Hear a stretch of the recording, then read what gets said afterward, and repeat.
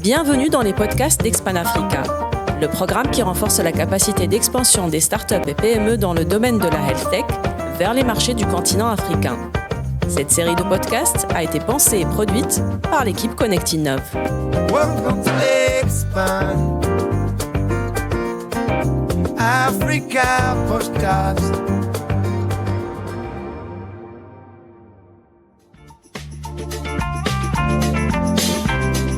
Histoire d'une réussite.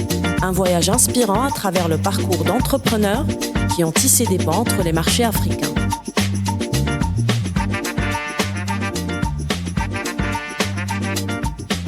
Pour ce nouvel épisode de Success Story, nous sommes ravis et honorés d'accueillir Monsieur Slim Rammal, General Manager de Gémi International, une PME tunisienne qui a réussi en Tunisie et au-delà. Bonjour Slim. Bonjour, merci bien. Donc merci pour l'invitation. Donc en effet, la société Gémi, donc c'est une société d'équipements médicaux qui existe depuis 2001. Donc personnellement, je suis un ingénieur électromécanicien qui a fait à l'époque son projet de fin d'études, c'était un appareil de mobilisation précoce du membre inférieur, fait de l'éducation fonctionnelle, donc dans le secteur médical.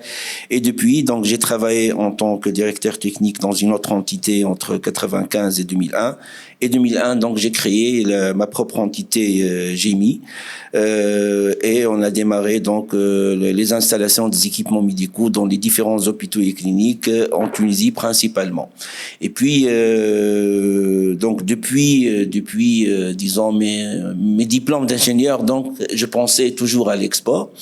Et avec l'expérience qu'on a eue avec Gémi et en voyant nos fournisseurs, disons, exportent leurs produits en Afrique généralement, et ils faisaient appel parfois à nous donc pour essayer de faire des installations ou bien pour assurer du service après-vente dans certains pays africains.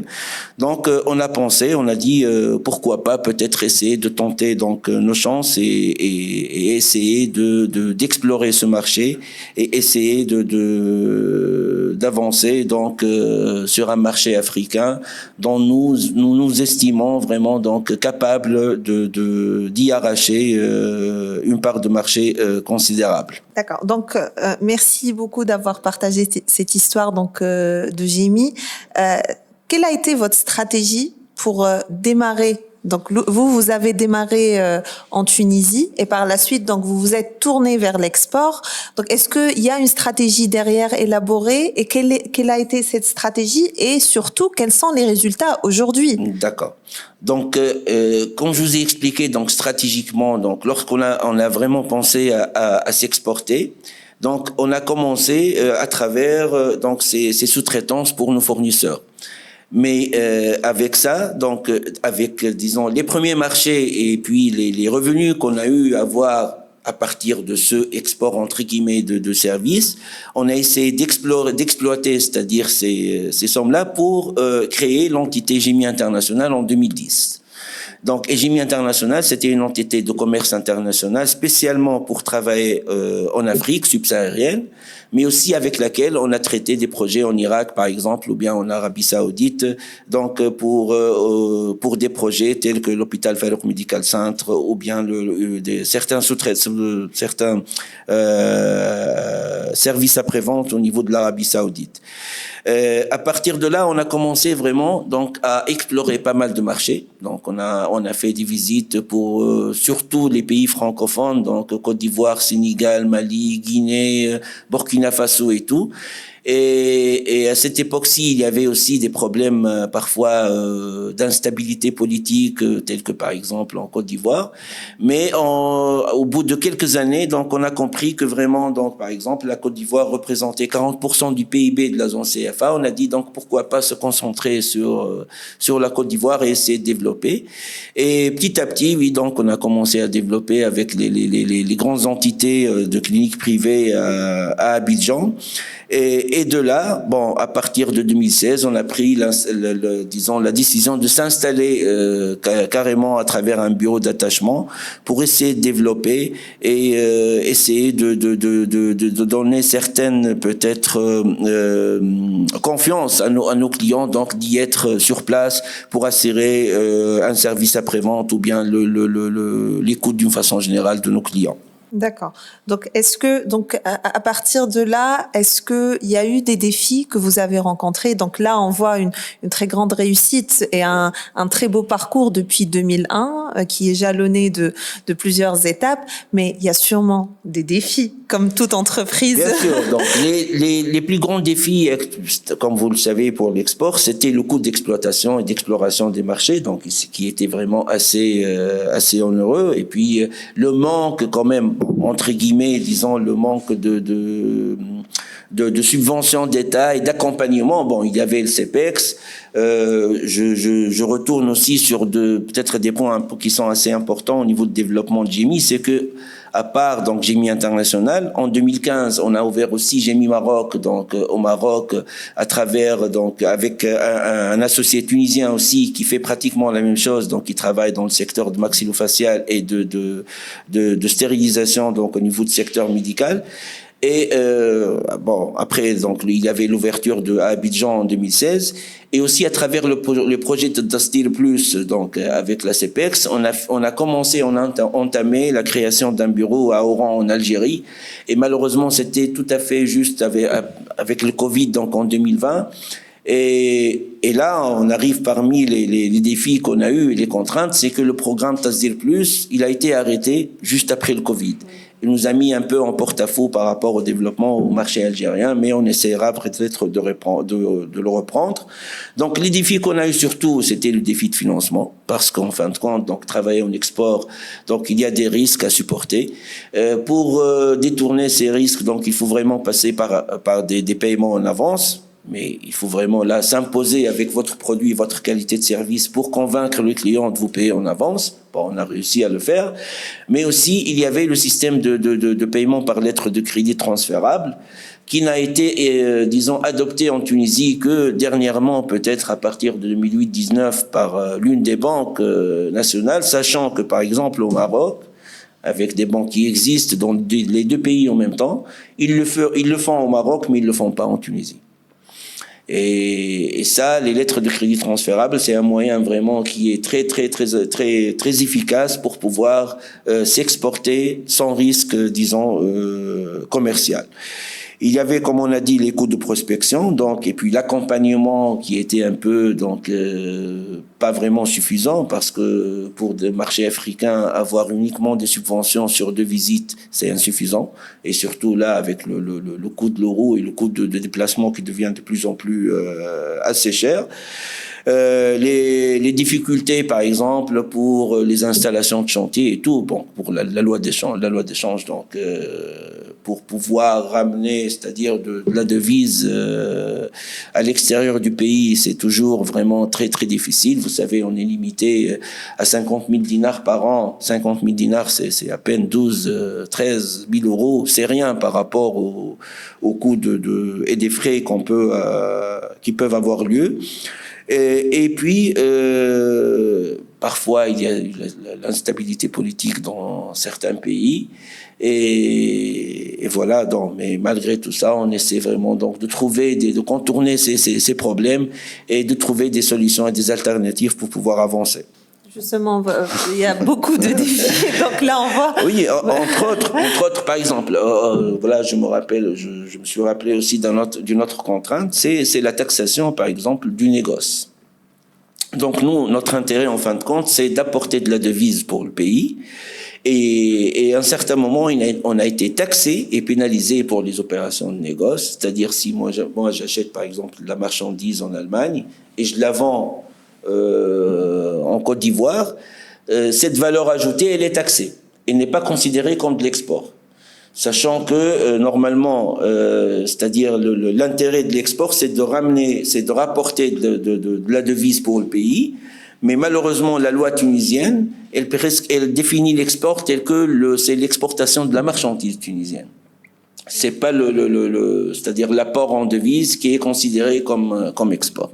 Voilà. Donc là, vous avez vraiment parlé de beaucoup de défis. J'ai à rencontrer énormément de défis. Oui. Mais moi, ce que je vais retenir, c'est votre capacité à rebondir. Donc après ces défis-là et la résilience de votre entreprise. Et donc là, c'est ce qui vous permet d'avancer et vous êtes toujours donc là, vous êtes toujours en activité, vous êtes en train de réussir. Donc quels sont aujourd'hui vos projets à venir et comment est-ce que vous voyez l'avenir de GEMI? Pour les projets à venir, donc il y a disons 3 axes. Il y a l'axe bien sûr du Maroc où on est déjà présent, donc où on essaiera vraiment de développer l'activité par rapport au marché marocain, qui est un marché aussi qui a du potentiel avec l'organisation de la Coupe du Monde là très prochainement. Donc là, ça implique vraiment une certaine mise à niveau dans le secteur sanitaire, sachant si ça je reviens sur le Maroc, parce que si on compare la Tunisie par rapport au Maroc c'est-à-dire aujourd'hui, on a pratiquement le même nombre de lits d'hospitalisation que le Maroc, sachant qu'on est un tiers de population. Donc le développement au Maroc, il est vraiment beaucoup plus potentiel par rapport en Tunisie. Donc en structure sanitaire, on est beaucoup plus développé que le Maroc. Donc il y a un potentiel au Maroc qu'on doit exploiter. Il y a la reprise de notre bureau donc en Algérie, peut-être pour essayer de se mettre, sachant que la difficulté en Algérie, c'est aussi la fluctuation des lois, donc qui fait que l'implantation elle est un peu difficile. Et pour l'Afrique, on reviendra aussi sur la Côte d'Ivoire, peut-être juste après les élections, donc l'année prochaine, pour voir donc le potentiel qui est avec une présence aussi tunisienne qui s'accélère aussi au Maroc. On voit même des directeurs de cliniques privées, des Tunisiens qui sont présents en Côte d'Ivoire. La PDG de la plus grande entité de cliniques privées au Maroc, elle est aussi tunisienne. Donc voilà, on essaiera de travailler en communauté, comme on a dit, pour essayer d'explorer au maximum ces marchés africains en export. Oui, en effet, un grand potentiel tunisien est présent sur notre continent africain et je pense qu'il faut, comme vous avez dit, il faut travailler en communauté, il faut travailler main dans la main pour pouvoir avancer. Donc là, est-ce que vous avez un conseil ou des conseils à donner pour toute entreprise qui souhaite donc développer ses activités déjà à l'export, mais surtout sur le continent africain? Donc les conseils sûrement, donc avec notre petite expérience, oui. Donc d'ailleurs, tout d'abord il faut oser. Donc qui n'ose rien n'a rien. De toute façon, donc il y a toujours des risques à prendre qu'on essaiera de mesurer. Il faut de la persévérance, c'est sûr, c'est pas évident. Donc surtout pour le marché africain, donc et parfois donc c'est au pif, hein. Parfois on peut faire une seule visite qui peut ramener quelque chose, et parfois on peut faire 7-8 visites sans rien avoir. Donc c'est de la persévérance, bien choisir les clients pour éviter les faux pas, donc par rapport à nos moyens financiers qui sont quand même limités.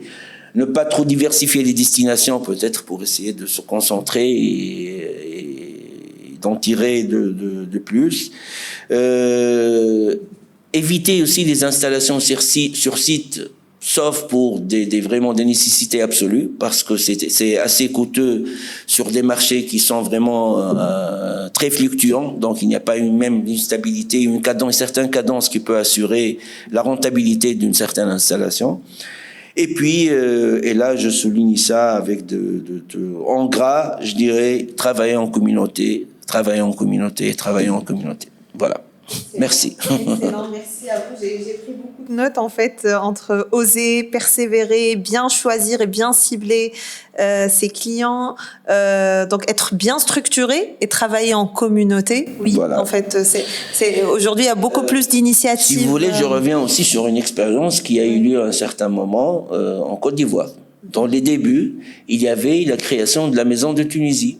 Et cette maison de Tunisie, il y avait pas mal de compagnies tunisiennes qui se sont y adhérées. Ils ont loué un bâtiment et c'était dans des différents secteurs. Et je pense que c'était vraiment un catalyseur, mais malheureusement, l'expérience, elle n'a pas un peu continué à bout. peut-être au bout de 3-4 ans. Donc il y avait un certain égoïsme parfois qu'il faut éviter à l'export et qui peut être fatal. Donc voilà. Il faut tirer des leçons des expériences qu'on a eues. Voilà. Oui, des leçons, des expériences surtout d'entreprises donc aussi inspirantes que Gémi International. Merci beaucoup d'avoir partagé votre histoire, d'avoir partagé les défis que vous avez rencontrés et surtout comment rebondir. Donc merci Monsieur Slimane Amal, c'était un honneur de vous avoir avec nous aujourd'hui. Merci. Merci à vous. La première cohorte d'Expan Africa est soutenue par le projet Qawafel, financé par l'AFD et mise en œuvre par Expertise France. Welcome to Expand Africa Podcast.